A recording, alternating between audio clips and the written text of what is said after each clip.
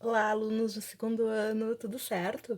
Vamos continuar agora com o Brasil independente, certo? Proclamamos a independência do Brasil no dia 7 de setembro de 1822, né? No caso, falamos sobre isso no vídeo passado.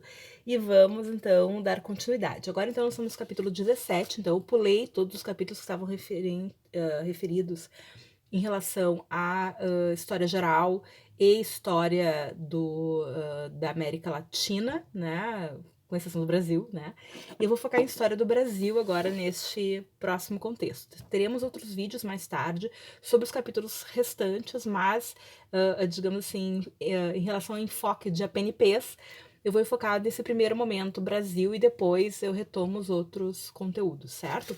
Bom, capítulo 17, construção do Estado brasileiro, início, então, vamos falar do primeiro reinado, certo? Bom, então, basicamente, né, a gente vai ter, enquanto Estado brasileiro, que a gente entende hoje, né, o Brasil como um país, como um território que simbolicamente é assim visto, nós vamos ter uma construção que vai durar todo o século XIX, e que vai realmente se consolidar no segundo reinado, ou seja, com Dom Pedro II. Mas esse é um primeiro momento para se montar esses mecanismos e para a gente compreender esse início do processo do Estado brasileiro, como o país vai se colocar. Então tem alguns pontos importantes. O primeiro reinado ele é curto, vai durar 9 anos apenas, mas ele tem alguns elementos importantes para a gente pensar junto, certo? Bom, então nós temos ali o início, né, do primeiro reinado com a proclamação da independência, como eu falei para vocês. O Brasil agora é independente, autônomo de forma política, porém, ponto, é só isso.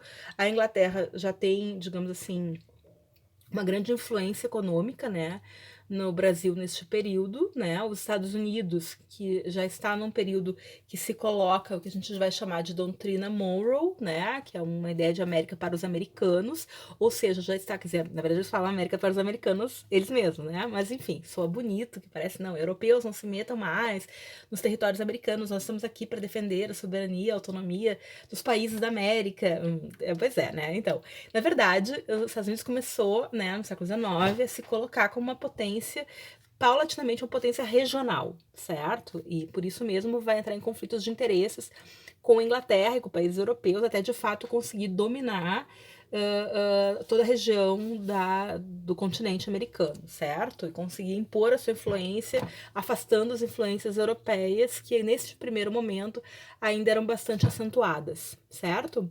Bom, então, basicamente, a gente tem a autonomia política, porém a não autonomia econômica. De fato, ao contrário das ex-colônias americanas, né, que vão ter essa luta por independência, vão adotar o regime republicano, o Brasil vai se tornar uma grande monarquia, né, é o único, né, no continente americano que vai adotar esse modelo, né, de governo. A ordem socioeconômica vai se manter a mesma coisa, latifúndio, escravização, plantation, basicamente o mesmo processo, digamos assim, econômico, né? Então nós não temos não há uma mudança de estrutura, não é uma revolução, né? É simplesmente a manutenção daquilo que havia, né? Mas com uma autonomia política, digamos, né? Basicamente, o Brasil vai entrar no mercado internacional como fornecedor de matérias-primas, né? Enfim, então já desde o início, né, num cenário bastante dependente de um modo geral, certo? E a construção, de fato, ela tinha uma série de projetos políticos diferentes, né? Mas o que vai predominar será, então, a imposição de uma monarquia absolutista, mas uma absolutista esquisita, assim, sabe? A gente vai ver que, por exemplo, o Brasil vai ter uma Constituição, né? Ou seja, uma monarquia constitucional, só que dentro da Constituição tem um artifício que mantém o absolutismo no Brasil, assim, as coisas desse país mesmo, assim. Mas, enfim. Bom, então basicamente a gente vai ter, né, como eu disse para vocês, de um modo geral, algumas resistências em alguns estados que vão acabar sendo suprimidas, né? Mas de um modo geral a gente não tem assim uma participação popular tão gritante, as pessoas de um modo geral não entendiam muito o que estava acontecendo, né? Não foram realmente integradas nesse processo, né? E, bom, então basicamente não era só assim ser independente, né? Tipo, ah, tá, beleza, galera, são independentes. Os outros países no mundo têm que ter esse reconhecimento, tem que reconhecer a tua independência, certo? Então, nesse cenário, né, a gente vai ter os Estados Unidos sendo o primeiro país a reconhecer a independência do Brasil, em 1824. Então, mais uma vez, como eu falei para vocês, estamos na perspectiva de doutrina Monroe, então com interesse estadunidense em se tornar, né, a grande potência local, regional, né, ter influências nesses novos países que estavam surgindo, né, esse era o grande interesse.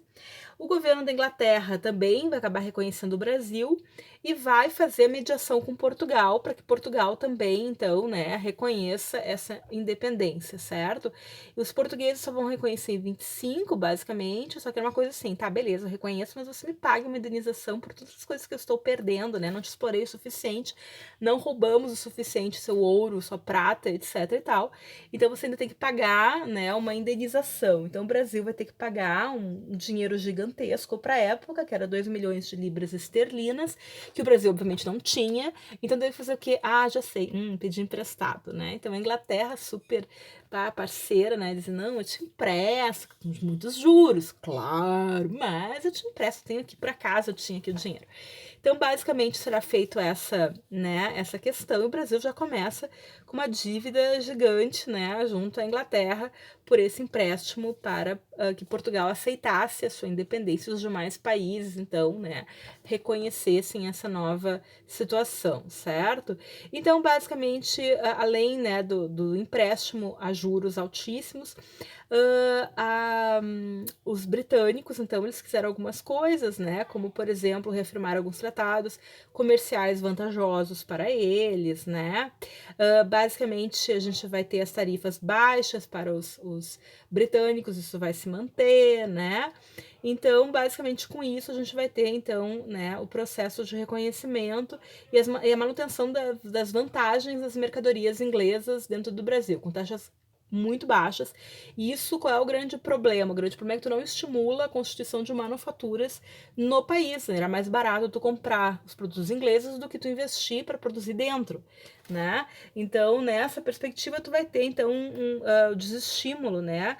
Dessa produção industrial interna, então já desde o início não era alguma coisa que pudesse de fato, digamos, desenvolver economicamente o país, né? Já tem um déficit comercial, porque, enfim, vai entrar no mercado com produtos de matéria-prima que são muito mais desvalorizados, baratos, do que os produtos manufaturados, certo? Então, basicamente, o Brasil vai ter que se endividar cada vez mais, aumentar sua dependência econômica da Inglaterra, né? E a gente vai ter essa perspectiva, o Brasil exportando produtos primários e importando produtos muito mais caros, digamos assim, certo? Sem investimento interno.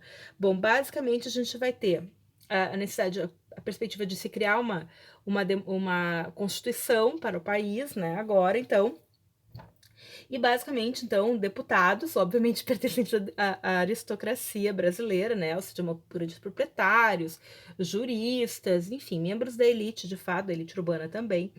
E vai se criar, então, basicamente uma Assembleia Constituinte em 1823, que vai ter esse papel de criar, então, uma Constituição para o novo país, certo? Então, a grande maioria queria isso, uma monarquia constitucional, né? Então, que garantisse os direitos individuais, que o imperador estivesse ali, né? O monarca estivesse ali, mas com poderes limitados, certo? Só que eles não queriam, claro, também grandes mudanças, né? Afinal de contas, a estrutura, né, de desigualdade social, isso tudo tinha que se manter, e até hoje a gente vê que é mais ou menos assim, certo?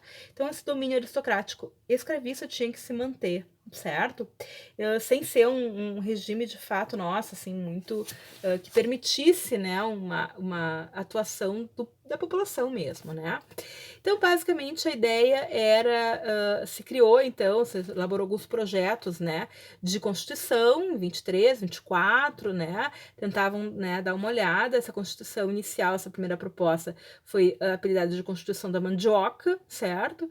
Então, quem estava liderando, né, esse processo eram os irmãos Andrada, né, e a ideia era o quê? Era a criação de um voto censitário. O que é o voto censitário? É o voto acordo com a renda. Então, tu tinha que ter uma determinada renda para poder participar do processo eleitoral. Então, você tinha que comprovar renda elevada, comprovar quantas terras tu tinha, quantos escravos tu tinha, etc e tal. E, basicamente, tinha que ter mais ou menos 150 alqueires de mandioca. Então, por isso que é a Constituição da mandioca, porque mandioca, né, as pessoas, mandioca era uma referência no Brasil, foi o que sustentou a colonização, diga-se de passagem. Se não tivesse mandioca, as pessoas não tinham o que comer, né, para manter a colonização aqui. Então, mandioca é um produto fundamental, enfim, para a história brasileira, tá? Mesmo que o pessoal ache muito engraçadinho, é isso mesmo, tá? Então, basicamente, equivalia a quanto de mandioca, né, financeiramente a pessoa tinha para poder, e por isso que se chamou Constituição da Mandioca. Bom, então, basicamente, uma pequena elite que poderia, de fato, participar desse processo, né, e acabava impedindo a participação brasileira, enfim, né, pessoas, 90% da população brasileira, certo? E a ideia era essa mesmo. Então, qual era a ideia? Tu tinha o poder legislativo, né, que seria o central, que seria, então, o Brasil, na verdade, seria comandado por deputados e senadores. A ideia era mais ou menos um parlamento, assim como era na Inglaterra, né? Tinha o poder executivo, as forças armadas, tudo seria mais ou menos subordinado ao poder legislativo. Óbvio que Dom Pedro não gostou, Dom Pedro ficou indignado com isso, dissolveu a Assembleia, fechou a Assembleia, mandou basicamente prender a galera, e os irmãos Andrada, que não, acabaram perdendo o poder e acabaram tendo que se exilar do país, certo? Assim, né, super assim, tranquilo, nada autoritário, como essa história da política brasileira. Beleza? Continuamos na próxima. Até mais.